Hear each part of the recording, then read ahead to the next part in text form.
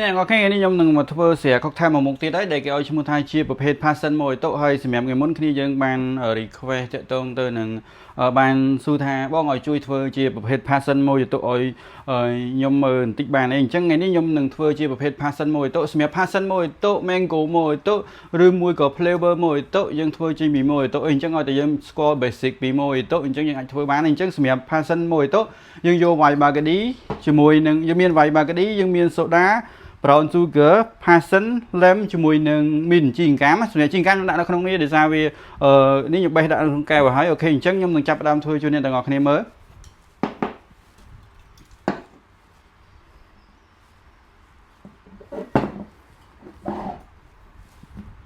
ជីងកាមរបស់យើងបានបេះហើយអញ្ចឹងយើងចាប់ផ្ដើមចិត្ត lem ជុះហើយនេះសម្រាប់ lem នេះគឺជាប្រភេទ lem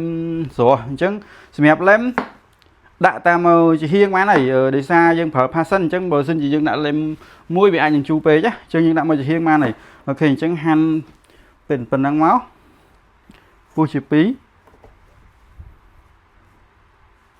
អូខេចាប់ដើមដាក់ brown sugar អញ្ចឹងសម្រាប់ brown sugar យើងដាក់មកសភាកន្លះមកគេហៅមក scoop កន្លះ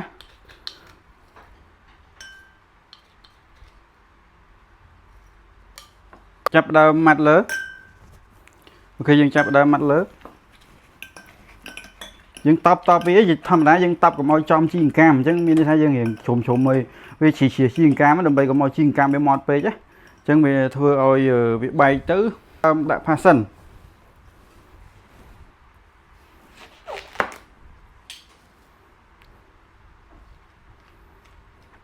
តាមពិត passion ហ្នឹងយើងអាចដាក់មុនជាមួយនឹងក្រូចឆ្មាក៏បានដែរតែបើសិនជាយើងដាក់ passion តាណាគ្នាជាមួយក្រូចឆ្មាពេលដែលយើងតបទៅវាធ្វើអត់ឲ្យឡើងពណ៌នៃ passion ហ្នឹងអញ្ចឹងបើពេលទៅយើងមើល passion ឃើញអញ្ចឹងមានន័យថាពណ៌នៃស្រាយើងដាក់60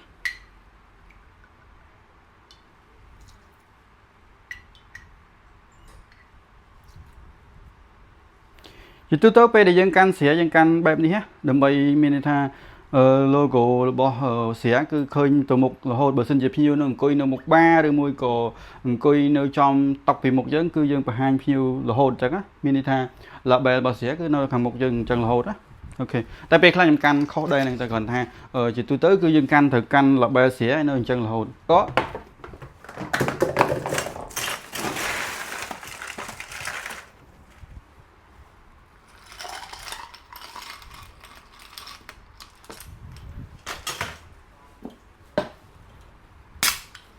យើងថប់អាប់សូដាជាទូទៅសម្រាប់ប្រភេទស្រាបើយើងដាក់សូដាមកកំប៉ុងយើងអាចប្រើបាន3កែវតែជាទូទៅតែយើងកោសអស់ហ្គាសយើងប្រើតែម្ដងឬក៏2ដងអស់ហើយអញ្ចឹងយើងចាប់ផ្ដើមកូរមក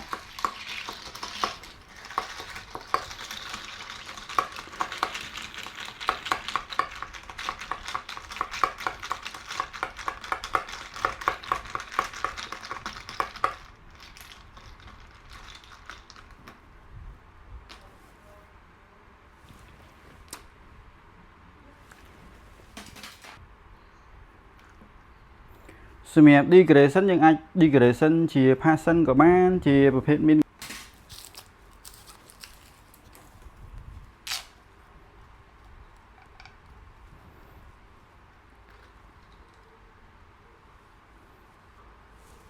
អូខេអញ្ចឹងសម្រាប់ passion មួយបន្ទុករបស់យើងគឺហើយតែប៉ុណ្្នឹងទេហើយអូខេនេះជាប្រភេទ passion មួយបន្ទុកការធ្វើគឺងាយទេឲ្យតែយើងចេះធ្វើជាប្រភេទមួយទៅអញ្ចឹងយើងអាចមិនបាច់ធ្វើជា passion មួយទៅបានទេសម្រាប់ប្រភេទ passion មួយទៅនេះគឺរសជាតិវាឆ្ងាញ់អ្នកមួយយ៉ាងពី mango ពីមួយទៅឬក៏ប្រភេទ passion មួយទៅហ្នឹងគឺវាអ្នកមួយយ៉ាងអញ្ចឹងណារសជាតិ